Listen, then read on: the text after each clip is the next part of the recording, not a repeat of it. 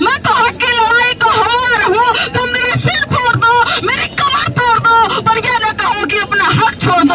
Natural justice, merit, neutrality ऐसे शब्द प्रयोग करने शुरू कर दिए और इसी मेरिट के पीछे, इसी नेचुरल जस्टिस के पीछे, इसी न्यूट्रलिटी के पीछे ये कहते हैं कि तुम आज भी हम तुम्हारा शोषण करेंगे। और यही डिस्क्रिमिनेशन है। क्या है नेचुरल जस्टिस? लेटर लिख करके प्रधानमंत्री जी को भेजते हैं कि अगर इसको वापस नहीं लीजिएगा तो हमें मृत्यु, इच्छा मृत्यु दीजिए। ये कौन से लेटर लिखकर भेजते हैं साथियों? लेकिन हमारे लोग का खून होता है, हमारे लोग का खून हुआ है और हमारे लोग का खून लगातार होता रहा है। वो आत्महत्या नहीं है, वो एक तरीके से संस्थागत हत्या है। इस बार की लड़ाई कोई छोटी मोटी लड़ाई नहीं है। इस बार की लड़ाई आगे सामने की लड़ाई है। इस बार की लड़ाई वही लड़ाई है जो बाबा साहब ने शुरू किया था।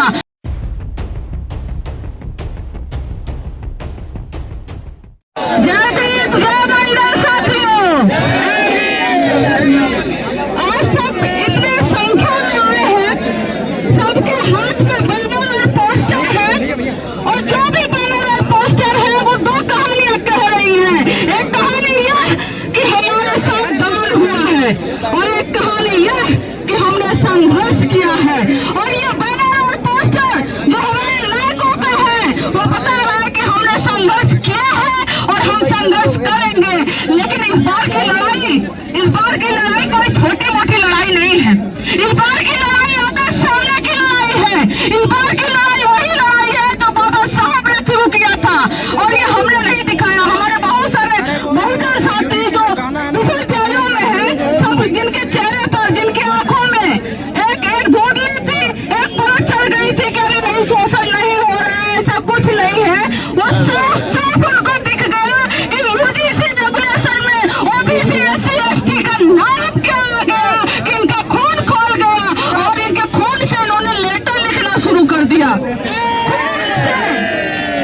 से लेटर लिख करके प्रधानमंत्री जी को भेजते हैं कि अगर इसको वापस नहीं लीजिएगा तो हमें मृत्यु, इच्छा मृत्यु दीजिए।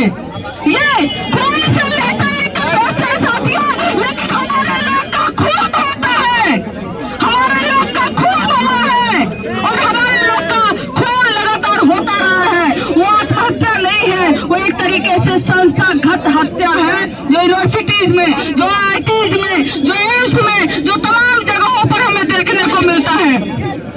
लेकिन हमें जो है एक पोस्टर जो यहाँ पर है जो कह रहा है कि 15 का 7/85 को लाख नहीं चलेगा, नहीं चलेगा। 15 का 7 आप समझ रहे कि 2 दिन के अंदर में जैसे यूजीसी रेगुलेशन आया वैसे ही एक गुट, एक धड़ा, एक मीडिया जो कभी बीजेपी के कहने पर उठती बैठती तक नहीं है, उसने इस पर डिबेट शुरू कर दिया। नेचुरल जस्टिस, मेरिट, न्यूट्रलिटी ऐसे शब्द प्रयोग करने शुरू कर दिए और इसी मेरिट के पीछे, इसी नेचुरल जस्टिस के पीछे, इसी न्यूट्रलिटी के पीछे ये कहते हैं कि तुम आज भी हम तुम्हारा शोषण करेंगे। और यही डिस्क्रिमिनेशन है। क्या है नेचुरल जस्टिस? क्या है नेचुरल जस्टिस? ये लोग हमें बताएं। क्या रोहित वेमुला का मरना, आत्महत्या करना या संस्थागत हत्या होना ये नेचुरल जस्टिस है? आप बताइए क्या है?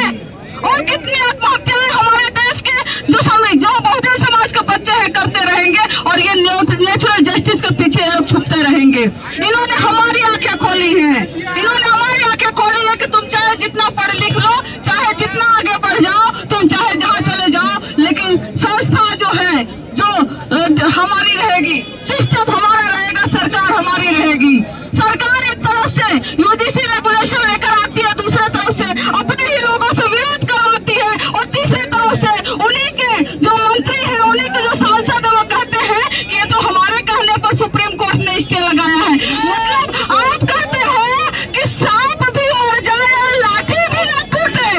मतलब आप बताना चाहते हो कि देश का बहुजन आपको वोट दे, देश का बहुजन आपके साथ रहे, लेकिन आप उनके लिए कुछ न करो तो ये दोहरी नीति नहीं चलेगी। आप या तो बहुजन के साथ हो या तो आप बहुजन के साथ नहीं हो। और इन्होंने दिखा दिया कि हम बहुजन के साथ नहीं है, वर्चस्व इनका है और ये कह रहे हैं कि वर्चस्व हमारा रहेगा। बहुत सारे जो प्रोग्रेसिव लिबरल लोग हैं वो सारे बीच में एक्सपोज कि जाति ही असली सच्चाई है इस देश की, जात से बड़ी कुछ नहीं है। ये पर्दा ये बेनकाब हुए हैं, ये एक्सपोज हुए हैं, ये एक्सपोज होंगे। लेकिन मैं अपनी बात को खत्म करूंगी क्योंकि बहुत सारे लोग कह रहे हैं समय बहुत कम है।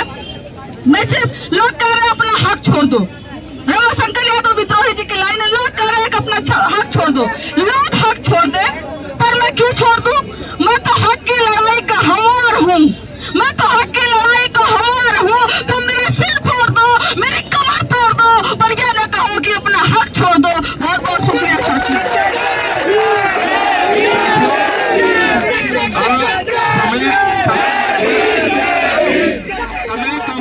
समय कम है साथियों, समय का अभाव है, वक्ता बहुत है।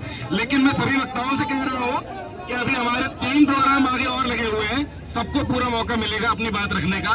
ये बस शुरुआत है और बहुत अच्छी बात है कि लोग इतना जोश दिखा रहे हैं, उतना बोलना चाह रहे हैं। हम यही तो चाहते थे कि आप बोलना सीखें। अब बाबा साहब ने हमें बोलना ही तो सिखाया और हमें बोलना है, लेकिन उसके लिए थोड़ा सा आज का समय कम पड़ रहा है। तो हम संदीप जी को जो एसोसिएट प्रोफेसर है उनको 2 मिनट में अपनी बात रखने देते हैं, उसको हम समाप्त करेंगे। क्या भीम साथियों, जिंदाबाद जिंदाबाद जिंदाबाद। मैं 3 बार बोलूंगा, 3 बार जिंदाबाद बोलिएगा।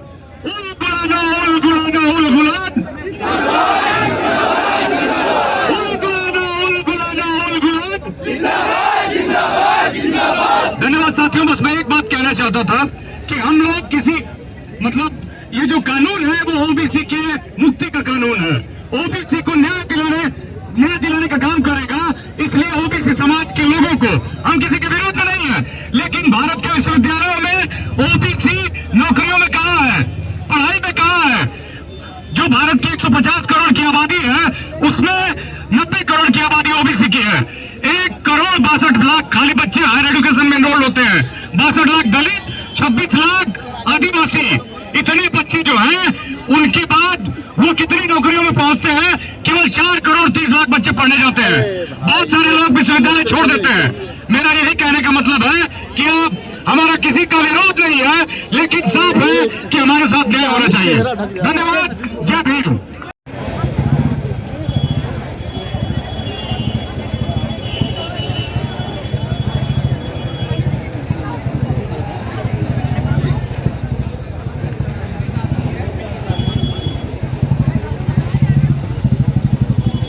ले लिया है